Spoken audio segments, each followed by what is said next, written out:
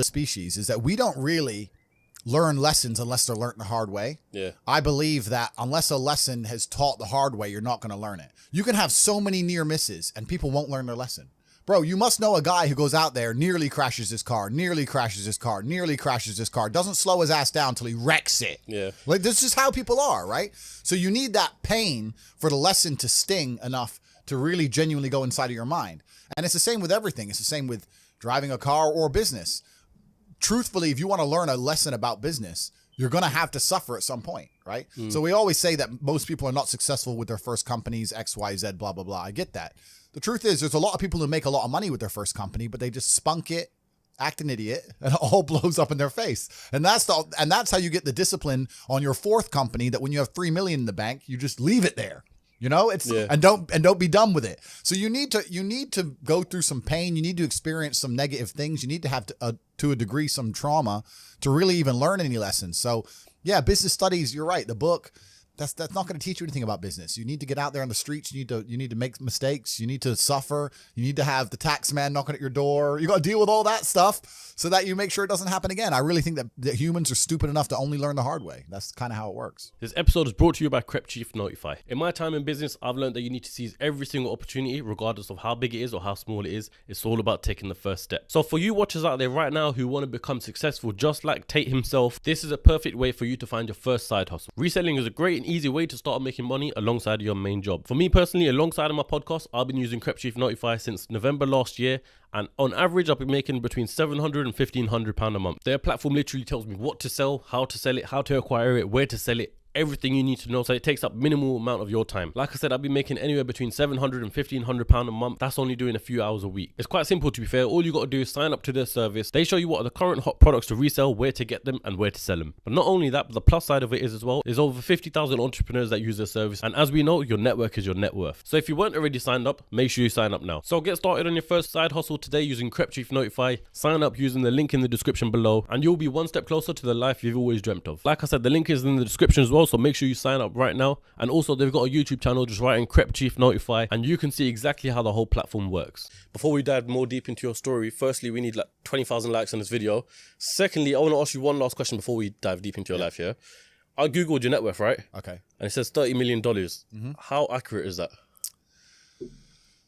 Because let me just say before this, I see a $5 million Bugatti, and I'm like, maybe a guy with $30 million won't spend his money on a $5 million Bugatti. Don't make sense. So he's probably got some... Yeah, you know what's actually...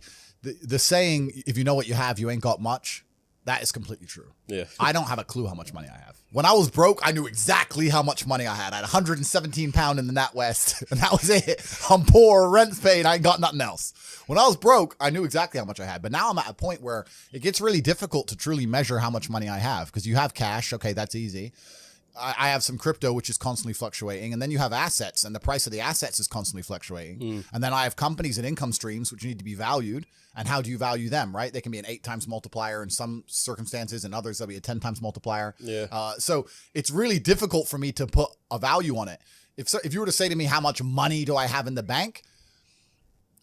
But then even then, because I've got to be careful what I say on this podcast. But even then, once you have a healthy respect for money, once you get past a certain amount of money, you don't need it in the bank. Like there's no point in me having 50M liquid in the bank. Why? What am I going to buy? You know, you're like, as long as you have whatever you have in the bank to run around the world with, you have enough. So you try and put that money to use, right? You buy assets, XYZ.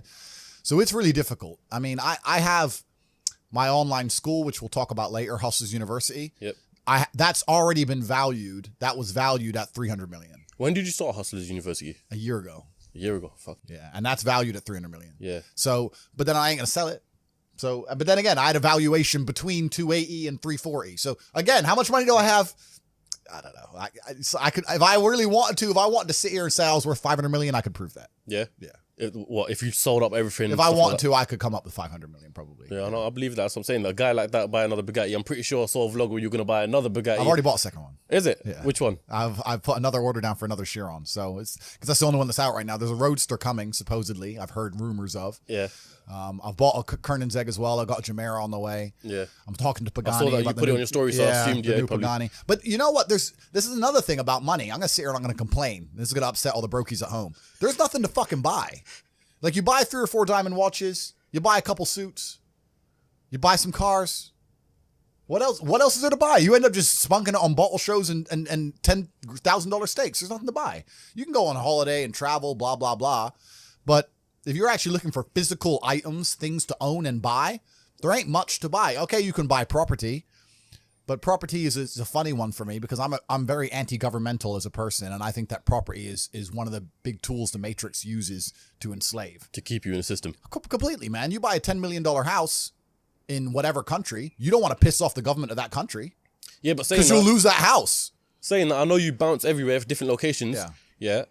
But what about buying houses in different locations? You still don't agree with that? Nah, because then you got a headache if you got to look after it. Now it becomes a job, right? Yeah. There's a lot of people who talk about passive income, and we'll talk about passive income because I think that's the biggest scam on the planet. The idea of passive income in and of itself is a lie. You're the first person on the podcast to say that. Bro. Yeah, no, like everyone goes, oh, I want passive income. Well, of course you do. Everyone wants passive income, but tell me how you're going to get it, because having tenants is not passive income. Ask anybody who has tenants. It's fucking headache, right? Yeah. If I have a house XYZ, I got to make sure it's looked after, not broken into, the electricity's on, it's cleaned. I got to get someone on the ground. My assistant's got to deal with it. Now it's just got to be something to deal with. And once I got a bunch of money, what I really wanted more than anything was freedom. There's a bunch of these real high-level crypto guys, you know, like the guys who invented Ethereum and all that, the autistic guys. They don't own anything. And I kind of get that. I'm at the point now where they have a backpack of their possessions, and if they want a house, they rent it. They want a Lambo, they rent it. If I need to go somewhere, rent. I don't own anything. I don't have any hassle. Nothing's in my name. No government can take anything from me. You know, you get to a point of wealth where you kind of start thinking, do I want to have all this crap now I got to deal with? Really, you want peace of mind. And I have enough troubles in my head. I don't need to be worried about my mansion in Santa Monica, which has been broken into, and I don't even go there. Do you know what I mean? It's just long. So that's that. And then also what I was saying earlier about property being a tool to the Matrix. If you buy a $10 or $20 million property under a government, you can't piss that government off. You can't disagree with that government. You can't, if the tax authority of that government says you owe them money, you better fucking pay it, or you're going to lose a house, right? Yeah. If they say you better take an injection in your arm for the good of society, you better take your vaccine. You better put your mask on. You can't even get a parking ticket, my G. Listen, if I'm in England right now, I don't own any assets in England, right? And I pull up in the DBS. Have you ever seen James Bond look for parking? Me neither. No, fuck no. He parks up and gets out. That's what I do. Park up, boom, get out. I don't look for parking. They put a ticket on the DBS. Let's say I decide not to pay that, right? What are they going to do?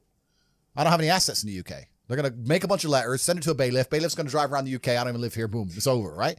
If I had a 20 million pound house, eventually it's going to go, the 60 pound becomes 120, 120 becomes 240. Yeah, bailiff comes, $2,000, $3,000, boom, boom, boom. Gets to the point where they're going to take my 20 million pound house off me. Maybe it takes 3 years, but they will, over a parking ticket.